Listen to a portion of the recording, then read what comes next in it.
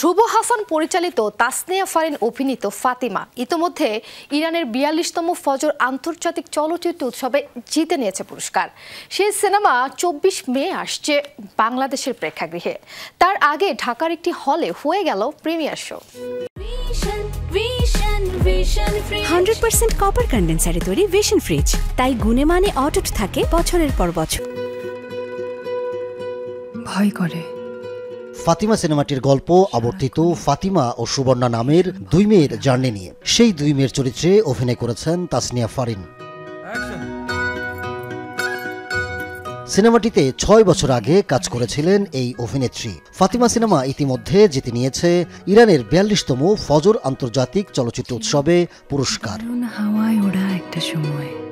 Premiere show শেষে কি বলেন আগতরা? ফারিন খুব ভালো করেছে, ফিল্মটা অনেক ভালো, গানগুলো ভালো, লোকেশন ভালো, কনসেপ্ট ভালো, স্ক্রিপ্ট মানে ডায়লগ রাইটিং থেকে শুরু করে সবকিছু আমার খুবই ভালো লেগেছে। কিছু দর্শক আছে যারা ফাতিমা দেখতে চায়, এটা সেই দর্শকের সিনেমা।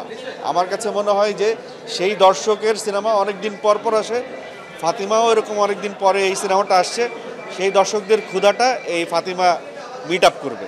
আমার কাছে খুবই ভালো লেগেছে, আর ফারিনের কাজ খুবই সুন্দর, খুবই সুন্দরভাবে। আর ভাই এত সুন্দর করে দুইটা মনেই হয়নি যে আসলে ওই এত বছর আগের ফারিন আবার এখন কাজ করছে। আমার মনে হয় যে এই জিনিসটা একদম সিনেমার সাথে ম্যাচ করে গেছে। তাসনিয়া ফারিন মুখোমুখি হন গণমাধ্যমে। ফাতিমার সাথে আমার অনেক মিল আছে, আমি অনেক স্পষ্টবাদী, আমি প্রতিবাদীও। আমার কোনো অন্যায় সহ্য করতে আমি পারি না, আসলে আমি সাথে সাথে সেটার প্রোটেস্ট করি এবং আমার মনে হয় যে I am very honest about everything. So কেউ কোনো ফলস অ্যালিগেশন বা কোনো এরকম কিছু করলে সেটার সাথে সাথে আমি আসলে অলওয়েজ প্রোটেক্ট করি আমার নিজেকে। সো ফাতিমা অনেকটা এটা, সো আমার সাথে অনেক মিল ছিল, আবার কিছু জায়গায় অমিলও ছিল। সিনেমায় আরও অভিনয় করেছেন পান্থ কানাই, তারিক আনাম খান, ইয়াশ রোহান, শাহেদ আলী সুজন, সুমিত সেনগুপ্ত সহ অনেকেই। এটা ছিল আমার জীবনের সেকেন্ড ফিল্ম, মানে আমার ফার্স্ট ফিল্ম রিলিজ হবার আগেই সেকেন্ড ফিল্মটা শুরু হয়।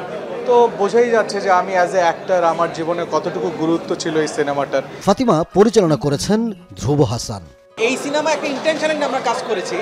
এই সিনেমা দেখে যাতে মনে না হয় যে এটা আপনি একটা সিনেমা হলে এমন একটা গল্প দেখছেন যেই গল্প আসলে আপনি জানেন না। আমরা চেষ্টা করেছি, ইন্টেনশনালি চেষ্টা করেছি এমন গল্প বলতে আপনার যাতে মনে হয় এটা আমার গল্প। ২৪ মে প্রেক্ষাগৃহে আসছে ফাতিমা। বিদেশে পুরস্কৃত এই সিনেমার দেশীয় প্রাপ্তি গল্পের অপেক্ষায় সিনেপ্রেমীরা। Ahmed Taukir, showbiz tonight.